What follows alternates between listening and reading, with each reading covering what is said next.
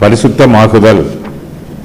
இப்படிப்பட்ட வாக்குத்தத்தங்கள் நமக்கு உண்டாயிருக்கிறபடியினால், பிரியமானவர்களே, மாம்சத்திலும் ஆவியிலும் உண்டான எல்லா அசுசியும் நீங்க நம்மை சுத்திகரித்துக் கொண்டு பரிசுத்தமாகுதலை தேவ பயத்தோட பூரணப்படுத்த கடவோம். எங்களுக்கு இடம் கொடுங்கள்.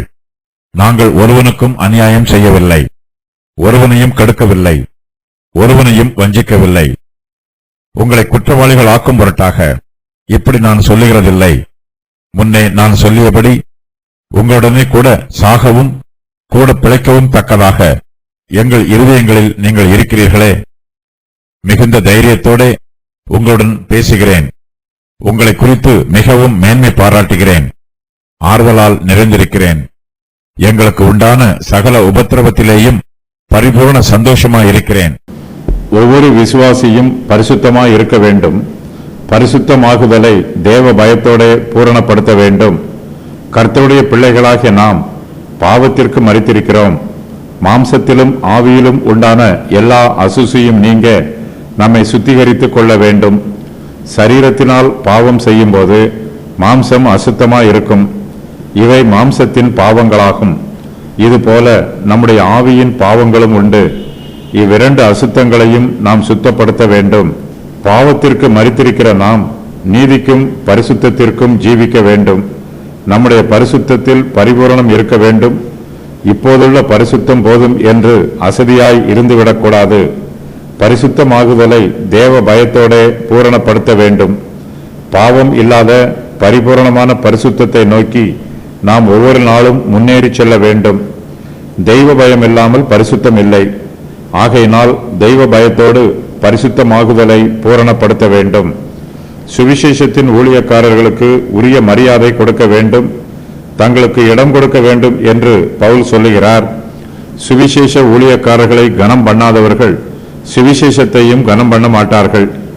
ஊழியக்காரர்களை அசட்டை பண்ணுகிறவர்கள் சுவிசேஷத்தையும் அசட்டை பண்ணுவார்கள்.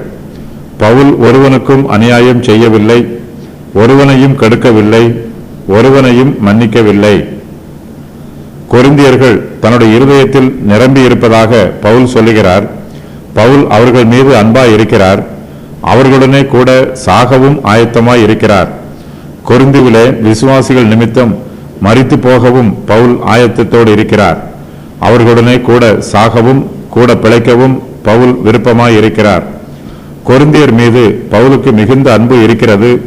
ஆகையினால்தான் பவுல் இவ்வளவு தைரியமாய் தன்னுடைய அன்பை வெளிப்படுத்துகிறார்.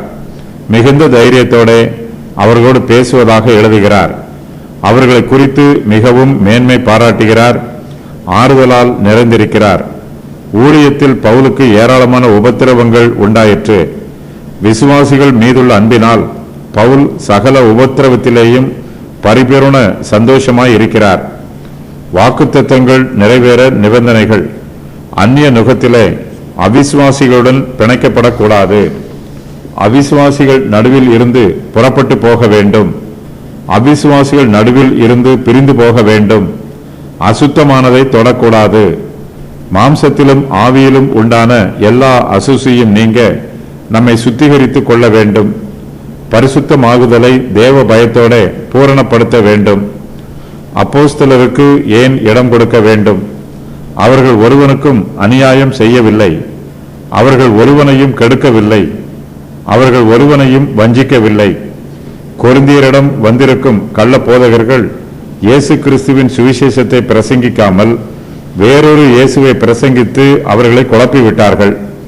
அவர்கள் கொரிந்தியரை அடிமைத்தனத்திற்குள் கீழ்ப்படுத்தி தங்களை மேன்மைப்படுத்தி கொண்டார்கள். கொரிந்தியருடைய கண்களை திறக்கும் வண்ணமாக பவுல் இந்த காரியங்களை அவர்களுக்கு கூறுகிறார். பவுல் கொரிந்தியரை குறித்து மேன்மை பாராட்டி ஆறுதலால் நிறைந்திருக்கிறார். தனக்கு உண்டான எல்லா உபத்திரவங்களிலும் பவுல் பரிபூர்ண சந்தோஷமாக இருக்கிறார். கொரிந்தியரை பற்றிய நினைவு பவுலுக்கு ஆறுதலை கொடுக்கிறது. தனக்கு நேரிடும் உபத்திரவங்களை எளிமையாக எண்ண வைக்கிறது.